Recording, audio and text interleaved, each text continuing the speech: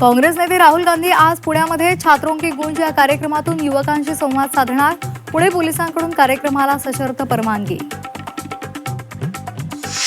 राहुल गांधींच्या कार्यक्रमाआधीच पुण्यामध्ये काँग्रेस आणि अभाविपचे कार्यकर्ते भिडले। सीओईपी कॉलेजवर प्रचंड गोंधळ। मुलांना छात्रों की गूंजला उपस्थित न राहण्यासंदर्भात धमकावल्याचा काँग्रेसचा आरोप। लोकसभा विरोधी पक्षनेते राहुल गांधींच्या दिल्लीमधल्या आंदोलनाला यश। संसद मार्ग पोलीस स्टेशन बाहेरील 7 तासांच्या ठिय्यानंतर पॅलेट गन वापराविरोधात गुन्हा दाखल। तर राहुल गांधींचे गृहमंत्री अमित शहांवर गंभीर आरोप। मुंबई महापालिकेमध्ये उद्धव ठाकरेंना धक्का। माजी महापौर विशाखा राऊत यांचं जात प्रमाणपत्र रद्द। नगरसेवक पदावरही टांगती तलवार। तर निर्णयाविरोधात विशाखा राऊत कोर्टात जाण्याच्या तयारीत। सदा सरवणकर आणि प्रिया सरवणकरांनी रात्री घेतली एकनाथ शिंदेंची भेट। विशाखा राऊत यांचं जात प्रमाणपत्र रद्दच्या पार्श्वभूमीवर भेट घेतल्याची माहिती।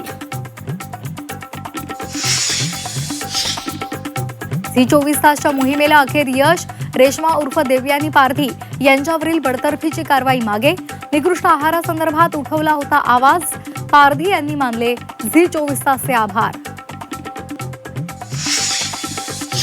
उद्धव ठाकरे 2014 मध्ये भाजपची साथ सोडणार होते। 2014 मध्येच महाविकास आघाडीचा प्रस्ताव आलेला। काँग्रेसचे नेते पृथ्वीराज चव्हाणांचा मोठा गौप्यस्फोट। 2019 मध्ये आपण प्रस्ताव पुढे केल्याचाही दावा। राज्य आणि केंद्र काँग्रेसमध्ये कम्युनिकेशन गॅप। सुप्रिया सुळे यांचा काँग्रेसवर निशाणा। काँग्रेसबद्दल बोलण्याची गरज नाही, नाना पटोले यांचा पलटवार। मनसे नेते अमित शहा आज नाशिकच्या दौऱ्यावर। शहरातील जेनझी तरुणांशी चर्चा करणार।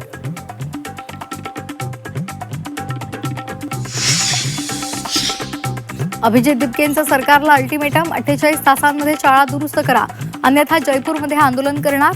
दिपकेंचा इशारा। साखरेच्या दरवाढीमागे इथेनॉलचा काहीही संबंध नाही। केंद्र सरकारनं आरोप फेटाळले। निर्यातदार भारतावर 10 वर्षात प्रथमच साखर आयातीची वेळ।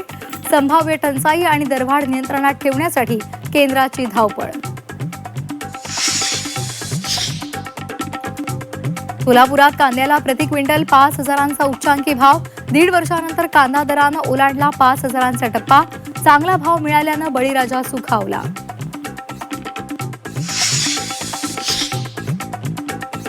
छत्रपती संभाजीनगरमध्ये खवड्या डोंगरावरून 18 वर्षाच्या मुलानं जीवन संपवलं। मुलाला वाचवताना आई आणि वडिलांचाही डोंगरावरून पडून मृत्यू।